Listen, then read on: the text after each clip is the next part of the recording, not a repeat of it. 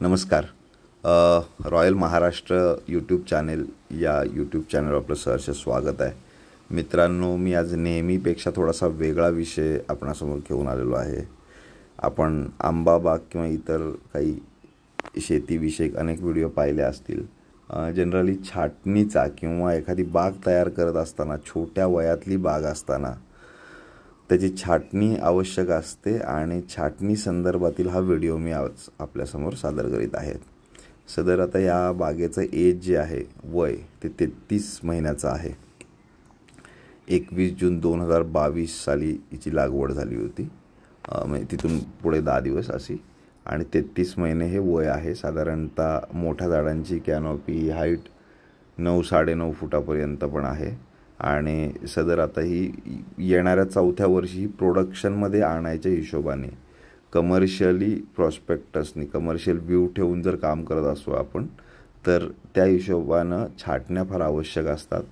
पहिल्या वर्षी साधारणतः 1 छाटणी होते, दुसऱ्या वर्षी 3 छाटण्या, आणि ही 5वी छाटणी आहे साधारणतः आत्ताची. At the age of 33 months अशी ती छाटणी आहे.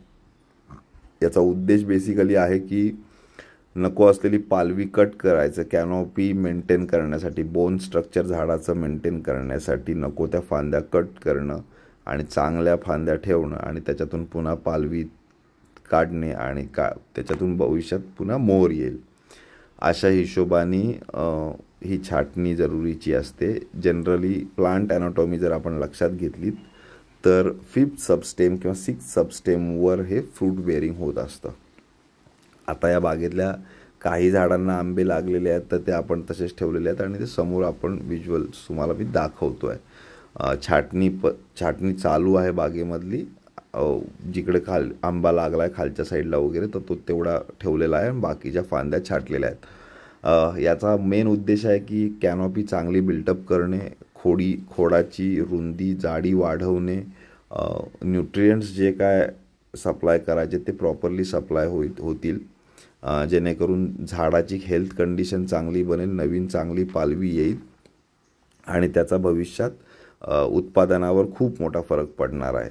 अशा स्वरूपाचं ह्याचा बेसिक एक महत्त्वाचा उद्देश असतो. आणि दुसरा उद्देश असा असतो की बुरशीजन्य रोग वगैरे किंवा बुरशी नष्ट होते, झाड आतनं ओपन होतं, चांगलं ऊन लागतं, त्याच्यामुळे ते चांगल्या पद्धतीनं मेंटेन होतं, निरोगी होतं, सशक्त होतं. हा दुसरा उद्देश असतो. नवीन पालवी येईल, फोटोसिंथेसिस प्रोसेस चांगली राहील, क्लोरोफिल लेवल त्याची चांगली राहील, ऑक्सिन, सायटोकायनिन्स या सगळ्या गोष्टी, जिब्रेलिनचा म्हणा, वाढीमध्ये जास्त फरक नसतो, पण फ्रूट तयार होत असताना वगैरे या सगळ्या गोष्टी सायंटिफिक नॅनो टेक्नॉलॉजी किंवा बायोटेक्नॉलॉजीच्या अनुषंगाने जर विचार केला तर हे आहे.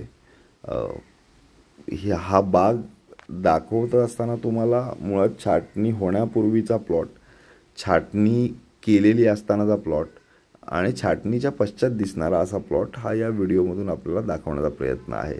कटिंग जिथे छाटणी केली तिथं आपण निळे स्काय ब्लू कलरचे डॉट्स बघत असाल, हे copper oxychloride plus calcium carbonate असं बोर्डो पेस्टचं मिश्रण असतं, ते लावलं जातं, जेणेकरून फांदी सुकू नये किंवा कुठल्याही बुरशीच्या अटॅकनी झाडाला काही इजा होऊ नये. त्याच्यामुळे आपण जर छाटणी करताय त्यावेळेला कंपल्सरी बोर्डो पेस्ट लावा, जेणेकरून आपण हेल्दी प्लांट्स मेंटेन करू शकाल. हा छाटणी झाल्यानंतरचा आता समोर आपण प्लॉट पाहता, पूर्ण या प्लॉटची छाटणी झालेली आहे. अशी रोपं दिसणार आहेत आपल्याला आणि साधारणतः 1-2 महिन्यानंतर बघितलं तर ती पुन्हा नवीन पालवी चांगल्या पद्धतीनं जनरेट झालेली असणार आहे. त्याच्यामुळे हा विषय जो काय आहे हा फार महत्त्वाचा आहे. प्रत्येक शेतकऱ्यांना उत्पादन वाढीसाठी छाटणी करणं आवश्यक आहे. आपण हा व्हिडिओ बघितला त्याबद्दल मी आभारी आहे. आपल्याला रॉयल महाराष्ट्र यूट्यूब चॅनलचे व्हिडिओ आवडत असतील तर माझं चॅनल नक्की सबस्क्राईब करा, लाईक करा, शेअर करा. आज इथेच थांबतो.